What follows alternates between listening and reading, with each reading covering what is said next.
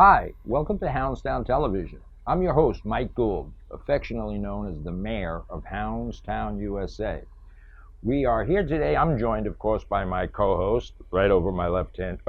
My co-host, Jackie Bondanza, the one and only lovely Jackie Bondanza, and of course, our rescue dog, Canito, who's identifying today as a human broadcaster, which is great. So Hounds Town USA, for those of you who don't know, is home to the happiest dogs on earth. And we have, what do we have? 7 locations on Long Island? Yeah, we're going to have 7. We have 5 right now in Ronkonkoma, Port Jefferson, Farmingdale, Deer Park on Comac Road, and our most recent location that opened in Island Park. And we're going to be opening, very exciting news, in Hicksville and Mineola, and hopefully also Nashville, Tennessee. So we've got some really exciting things going on in the next, 6 months. Right. And not only that, for those degenerate gamblers out there, we're opening a location right outside of Atlantic City. Yeah, right? Hopefully. That'll be right up your it's alley. Happening. So. And the only policy change there is you've got to pay before you leave, when you drop the dog off, not when you pick them up, in case you lose all your money. Right. So Hounds Town Television, or Hounds Town Television, is about dogs and humans and how we bring them together, for better or worse, how animals and humans interact with one another. And that's going to be the focus of many of these shows. We're also going to, today, this particular show, we're going to talk about what's the focus of the show? Well, today we are at the Smithtown Animal Shelter, and we're going to be talking in the next segment with some of the folks who help run the shelter. They're doing some really exciting things, and they've got a lot of great dogs and cats that need adoption. So we're going to focus our show today on our charity, on our relationship with the Smithtown Animal Shelter. You have a very long history with the shelter. I do. That's really going to date you once we start talking about it. Yeah, that's fine. My wrinkles date me. So. Right. So we're going to focus this show on charity work, because at Houndstown we are very focused on giving back to our community. Not only does Houndstown provide interactive doggy daycare and boarding and grooming services, but there's a whole other component to what we do. And that's, we give back to our community by partnering up with municipal shelters and rescues in our areas. A lot of our locations provide dogs in their local community with the opportunity to interact in daycare, and they offer discounted boarding for dogs in foster. So it's a really important part of our brand. Right. So one of the things I just naturally assume, because we've taken care of over 700,000 dogs on Long Island, I just assume that everybody knows what Houndstown is. And I shouldn't take that for granted, actually, because there's a large segment of Long Islanders particularly, or actually people throughout the country, that don't know what Houndstown is. So Houndstown is an umbrella company, so to speak, that takes care of dogs. Fully interactive daycare. We don't discriminate against dogs, and this is why we're successful at what we do. And under the umbrella of Houndstown, as like Jackie quite correctly said, we have Houndstown Charities, we have a grooming facility, we have a university, Houndstown University, that I operate. And today's focus is, though, the philanthropic portion, which is Houndstown Charities. Yes, and the charity was formed in 2011 by yourself and a few other employees, and it's really grown since then. And I think the reach has been really far. So talk a little bit about your relationship with the Smithtown Animal Shelter and how that started. Right. So my background, I began in law enforcement, as you know, in the NYPD Canine Unit, way back when. And I will date myself by saying I was one of the founding members. So when you're a founding member of something, that means you're... Especially like a huge city police department. So you're a founding member, that means you're old, primarily. That's the number one thing. That's confirmed. That's confirmed. And then, so to put some history on the canine units back in the day. So I'm talking about 1982. 1982, I began my career in this pilot program, which is now the NYPD Canine Unit. Okay. And at the time, we didn't buy dogs or import dogs from Germany, so we'd scour the local shelters throughout the tri-state area to get the right candidate, knowing that only 1 or 2 or 3% of the candidates, would actually make it. Would actually make it. But similar to a recruit in the police academy, there's many factors that they have to be very social. They have to be acclimate very well to sounds and noises, just like the police horses. So it was a very selective group. They have to be in extraordinary condition. So with that said, so we put these groups together. So the first canine class, we had to get, maybe 20 dogs for 6 handlers, knowing there's going to be a washout rate. And I was kind of left behind at the time. They didn't have a dog for me. So what they did was we got a phone call. Either they called us or we called them. But the Smithtown Animal Shelter here in beautiful Smithtown, Long Island, called us and said they have a German Shepherd. So we came out, we looked at this, it was a German Shepherd, all right, in the sense it had 2 ears, 4 paws, but it was very thin, and he was abandoned. And back in those days, sadly back in those days, dogs were euthanized after a certain period of time. There was no such thing as, they'd hang on to a dog 3 to 5 days or so, whatever. And so it was a very sad situation. So we adopted the dog, this German Shepherd. He was named Smitty. In fact, I'm told the statue out in front, which we're going to do some shots later on, right? There's a statue of a German Shepherd out front of the shelter. And presumably that's a statue of my dog Smitty. So the irony was, and I think that this is important today as it was in 1982. So Smitty was abandoned, surrendered for whatever behavioral issues he had, and his future was bleak. We adopted him. Even in the canine unit, his future was bleak because our canine trainers, they said he didn't have what it took to be an actual successful member of the canine unit. With that said, I took Smitty. At the time, the dogs come home, go into home with your family. Make a long story short, Smitty rose up to be one of the most successful, highest in arrests, one of the most successful dogs in the canine unit. And he made numerous arrests. He was highlighted in a lot of we patrolled mostly in Queens, and we were very active. I was young, and I was able to move around better than I can.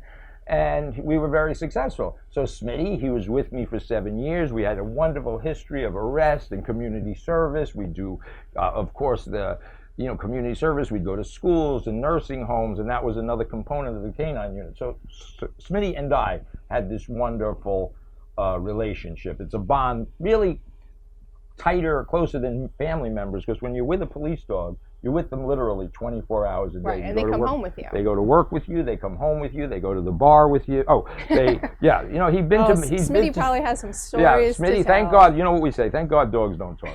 Smitty, he's been to many happy hours. Okay.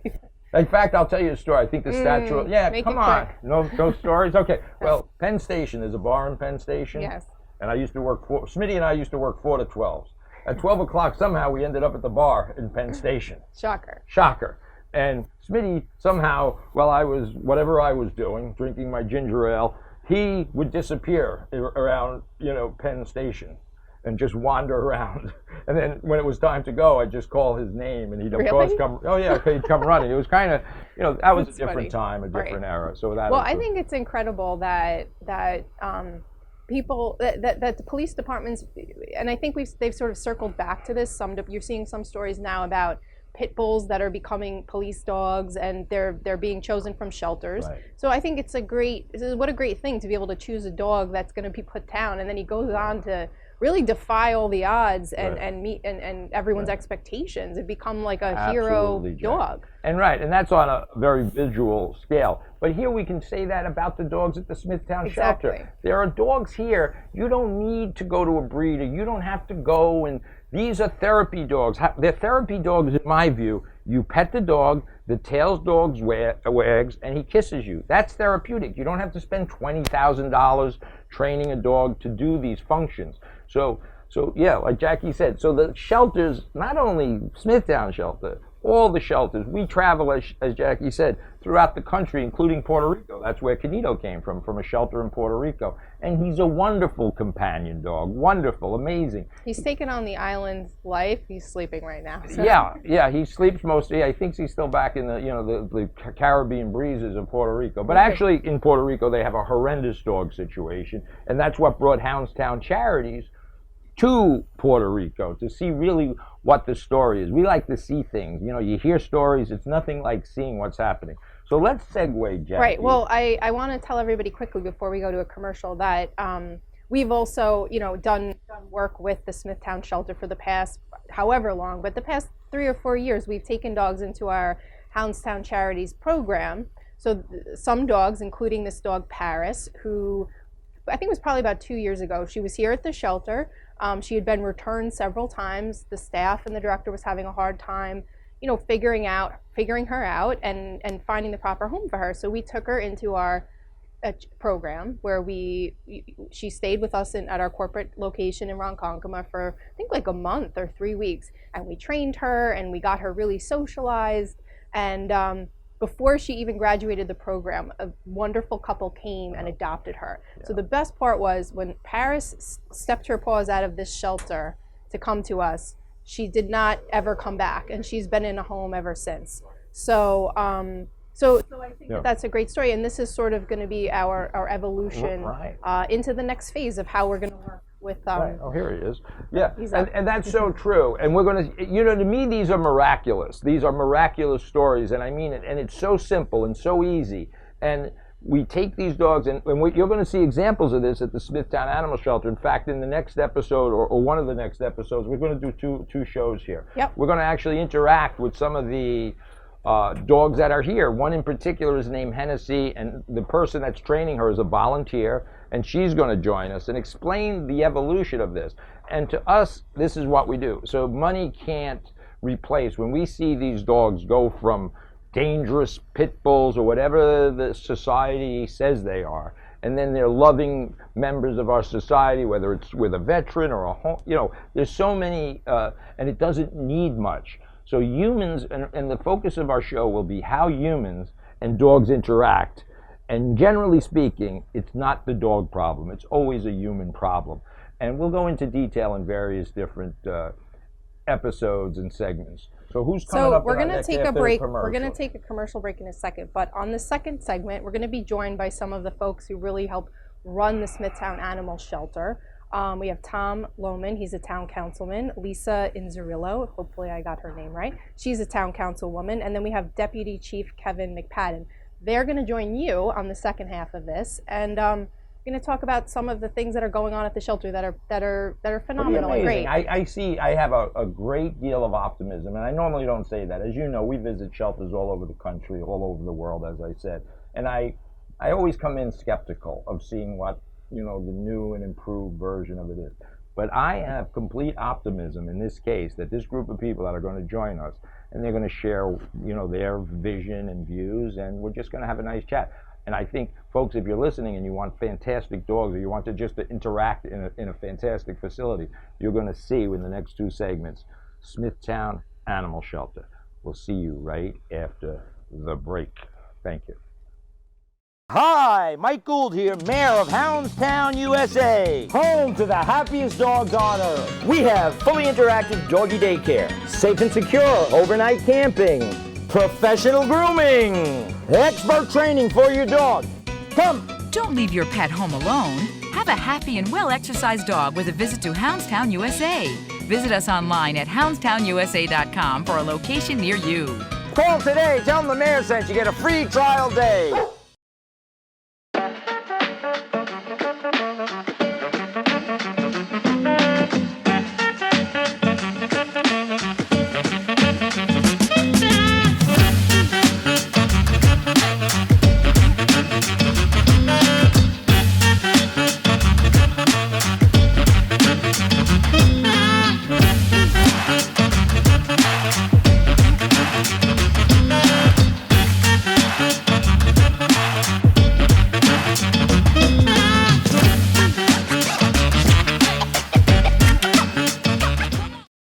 Hi, Mike Gould here, affectionately known as Mayor of Hounds Town USA, home to the happiest dogs on earth. And as we said in the previous segment, I'm so excited today particularly. I was invited to the Smithtown Animal Shelter, our charity, Hounds Town Charity, once again has been invited back to the Smithtown Animal Shelter. And I talked in the previous segment of my first police canine dog, Smitty, who I began interacting with the folks here in 1982. Admittedly, the shelters on Long Island, the shelters in the country, they are evolving. And there's, sometimes a roller coaster ride, sometimes you go 3 steps forward, 2 steps backwards. The reason we're doing this show today, I'm joined by some very impressive people from the town of Smithtown. And I am never been more optimistic And I visit shelters. Jackie and I and our charity visit shelters all over the country. Some of them do fantastic. Some of them are just on a treadmill, I would call it. They're not getting anywhere. And they're dealing with a lot of social media. And so things are so different than they were in 1982 when I adopted my NYPD police dog, Smitty. So I've watched the evolution of shelters. And as I said, I met Nicole, was nice enough. She's a PR person. Is that right, Nicole? PR person from the town of Smithtown. She reached out to me. Kevin McPadden, my guest, Kevin McPadden, Councilwoman Lisa Inzarelli, and Tom Lohman have joined us today. And I'm really excited. Kevin and I actually share a law enforcement background together. And so it's just funny how life brings us together, and that's what we were just talking about. So Kevin, thank you for joining us today, and tell us what's happening. Why should I feel so optimistic about the shelter? What's happening? Well, as you know, and as you've heard, and been in the media, that the Department of Public Safety, by order of the Town Council of Smithtown, has been directed to take over the operations and supervision of the animal shelter. That occurred in February of 2017. We've come a long way since then, not only the facility itself, but the supervision, the leadership. We're excited about where we are at this particular point. We've been getting many accolades along the way, and we're excited to get the message out of where we are at this particular moment in time. Yeah, that's great. And I remain apolitical, so I don't get involved in the politics of shelters or the administrations. It gets some complicated. What I do, or our charity does, is get in there, deal with the animals, the dogs. So our focus is getting dogs rehomed successfully, taking dogs that may have some behavioral problems and getting them rehomed. So with that said, there's many components. There's, a political component. So I'd like to introduce again Lisa and Tom. So with what Kevin said, he's operating. What's your vision for the shelter? Our vision for the shelter is to be a model shelter from public safety. They have been looking at model shelters and educating us, and it's what we want to be, what we're striving for. We've had people in the animal world where we had had them visit. Had a full tour, even though we're not fully, ready yet. We're not at the grand opening, but getting there and very close to it. And they are so happy. They've seen the shelter previously, and they've seen the positive changes, and they just can't get enough of trying to get that word out for everybody. So it's been a wonderful thing. And I know, and again, just in shelters in general, in the world of social media, and being a business owner myself, owning Hounds Towns, the media, social media is sometimes toxic. Not always. Sometimes it's very good, but there's toxic elements of people that they're not part of the solution. They're just part of the problem. I call them toxic vampires. That's my word for them. Right. They just suck the life out of people.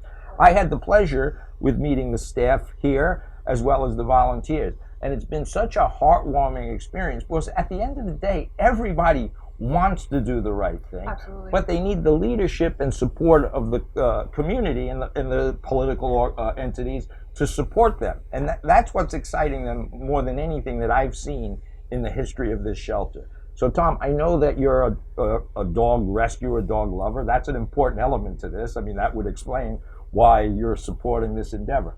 So tell us your kind of vision, like Lisa has said. Well, I mean, yes, my wife and I, we've rescued our last two dogs, and animals that are near and dear to our heart. As a lifelong resident here in Smithtown, many years ago, growing up here, my parents, we would rescue dogs from the animal shelter. Over the past few years, the shelter wasn't really where it should have been. There were issues there. The town board, with the supervisor then, appointed the public safety to come in to make the changes and to kind of bring integrity and oversight to the shelter, bring people in here that were really going to care about these animals because they are defenseless. So, I'm supportive of anything that the town can do to take care of these animals and to get them into good homes. I mean, that's the drive from my perspective. Absolutely. Treat them well but get them into homes, get them out of these shelters, Right. so that we're loving people. Right. And from my perspective, this is a relatively easy process as long as people are on the same page and we're all rowing in the same direction. And there's not so I never look backwards. Number one, that's never good. The history is history.